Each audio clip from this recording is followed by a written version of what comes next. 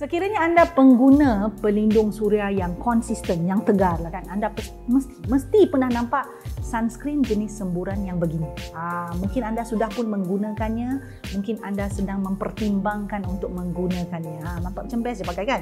So persoalan dia adalah, adakah spray sunscreen begini lebih bagus ataupun lebih berkesan untuk beri perlindungan seperti sunscreen biasa yang jenis sapuan tu?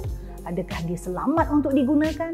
Anda mesti tonton video ini untuk ketahui jawapannya.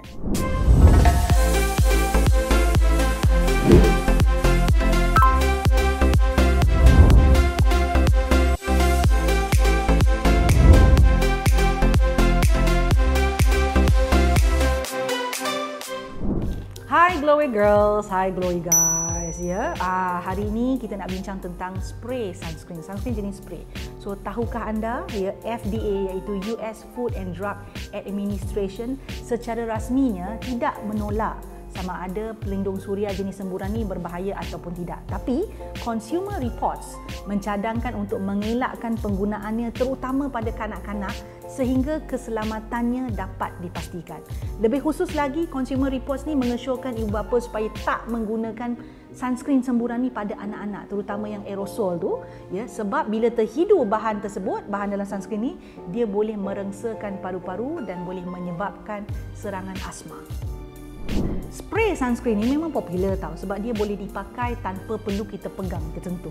Jadi tangan kita tu takkan kotor, takkan kurang selesa, takkan berminyak seperti kita guna pelindung biasa, pelindung suria yang biasa yang sapuan tu. Namun ada isu berkaitan risiko atau bahaya spray sunscreen. Menyembur formula aerosol di udara bermakna individu mungkin terhidu pelindung suria ni dan dia boleh sedut propellant yang ada dalam tu. Dan tin pelindung suria ni juga dia lebih bahaya dan dia mudah terbakar, meletup kalau panas. Dan bahan kimia berbahaya dalam pelindung suria yang jenis semburan ni boleh menimbulkan bahaya untuk biologi alam sekitar. Spray sunscreen juga kalau tak pakai dengan sekata, tak cukup kuantitinya, boleh menyebabkan kulit masih lagi boleh terkena bahaya sinar UV yang keterlaluan itu. Sebenarnya kan risiko yang saya sebutkan ini ya, kita boleh baca sebenarnya pada label amaran di belakang tin aerosol spray sunscreen ni. Namun kebanyakannya orang tak tahulah ataupun tak baca. Dan kebarangkalian mereka boleh mencederakan diri sendiri akibat penggunaan sunscreen jenis sembur ni pun boleh wujudlah sebab tak baca.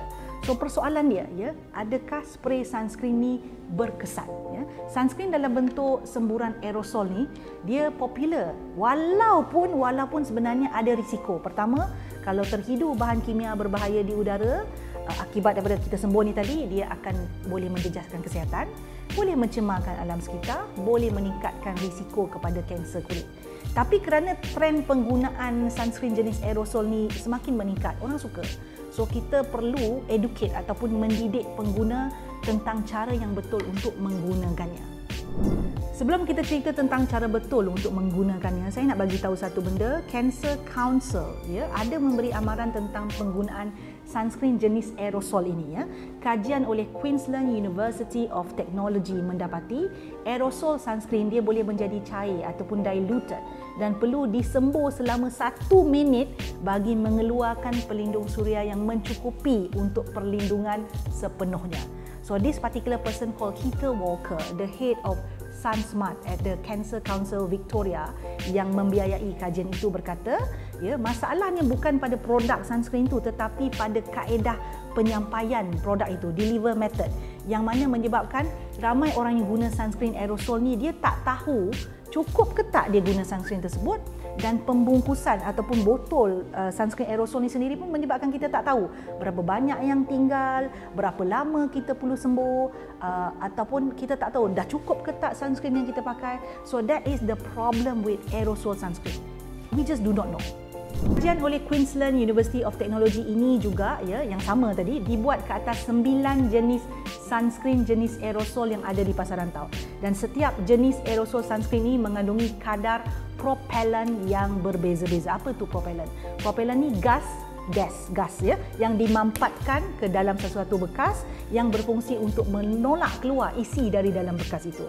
So ada produk yang dikaji, sunscreen aerosol ni ada yang 30% propellant di dalamnya, ada yang 60% propellant di dalamnya, ada yang juga mempunyai 83% propellant. Maknanya kalau anda guna produk sebegini, bahan bersifat sunscreen yang perlu sampai pada kulit tu amatlah sedikit dan tak mencukupi untuk melindungi kulit anda kerana kandungan produk tu sebenarnya lebih banyak propellant. Kajian ini juga mendapati satu botol aerosol sunscreen hanya mencukupi untuk 3 kali penggunaan penuh atau lengkap sahaja sekiranya kita sembur betul-betul dengan kuantiti yang mencukupi untuk kulit. Satu botol pakai 3 kali je. Dah lah, bukan murah tau aerosol sunscreen ni. And also dalam tu jangan lupa ada propellant yang sebenarnya lebih banyak ataupun majoriti kandungan sunscreen tu ada propellant. Segala sebab yang saya sebutkan tadi ataupun kajian dapatan tadi itu yang menyebabkan saya ni, kalau boleh saya tak galakkan anda untuk guna pelindung suria jenis aerosol. But memang ada banyak orang guna pelindung suria aerosol atau aerosol sunscreen sekarang ini. Memang mudah pun nak dibeli daripada drugstore yang berdekatan dengan rumah anda, tempat kerja anda. So because so many people are using it, saya rasa bertanggungjawab untuk kongsi tip yang paling baik dan paling selamat untuk menggunakan aerosol sunscreen ini. First thing first, ya. Jauhkan semburan pelindung suria aerosol sunscreen ini daripada muka. Sebab kita tak nak terhidu propellant ataupun bahan yang berpotensi membahayakan kesihatan anda. So sebaliknya, cara yang lebih baik adalah semburkan dia pada tangan, ya. Lepas tu letak botol kat tepi, ambil produk yang dekat tangan tu, barulah aplikasikan, pakaikan pada wajah. Jadi elakkan penggunaan produk semburan begini pada kanak-kanak juga. Itu penting. Sebab dia nampak senang lah nak spray kat budak-budak yang berlari ke sini sana tu kan. Tapi dia risiko dia terhidu tu memang tak baik. So lepas kita spray tu, gosokkan dengan rata. Itu je lah cara dia, ya. Jangan tertipu dengan teknik hands free. Konon-konon spray tu jadi semua okey je, ya. Jangan rasa macam hands free tu dia akan jadi rata. Tak. So elakkan sembur pelindung suria ni dalam keadaan berangin juga. So pastikan bukan tempat terbuka lah atau bukan kawasan pantai. So you got to use spray tu dengan betul sebab kita tak nak kena angin lah, kita terhidu pula. Okey? So lebih baik pakai pada kawasan yang tertutup. Walaupun begitu, kecenderungan saya tetap menegaskannya. Saya nak bagi tahu, Glowy di sini nak bagi tahu, we would like to recommend you to use sunscreen jenis sapuan because the good thing about sunscreen yang topical ini adalah you can see how much you put. You can make sure dia adalah rata pada kulit anda, ya, pakai dengan cukup. Jadi perlindungan yang anda dapat adalah maksimum dan terbaik untuk tempoh tertentu. So that's, I think, should be the highlight of this video. So, adakah aerosol sunscreen berbahaya? Jawapan dia yes, jika kita terhidu. Sebabnya it meant dia bukan untuk dihidu tau. So kalau kita terhidu memang dia boleh membahayakan kesihatan. Kalau kat kanak-kanak apatah lagi, ya. Adakah dia berkesan? Berdasarkan kajian yang saya sebutkan tadi, nampak gayanya nak pastikan dia berkesan tu memang kena spray 1 minit tanpa henti. Makanlah spray, ya. Dan adakah dia mencukupi untuk melindungi kulit? Itu pun boleh jadi keraguan juga sebab kalau salah cara untuk kita letakkan boleh jadi perlindungan dia tak cukup.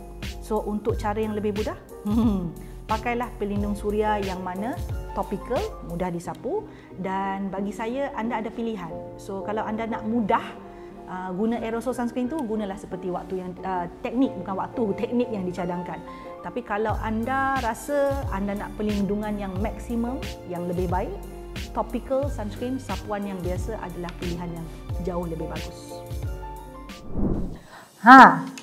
Suka video yang saya selalu kongsikan?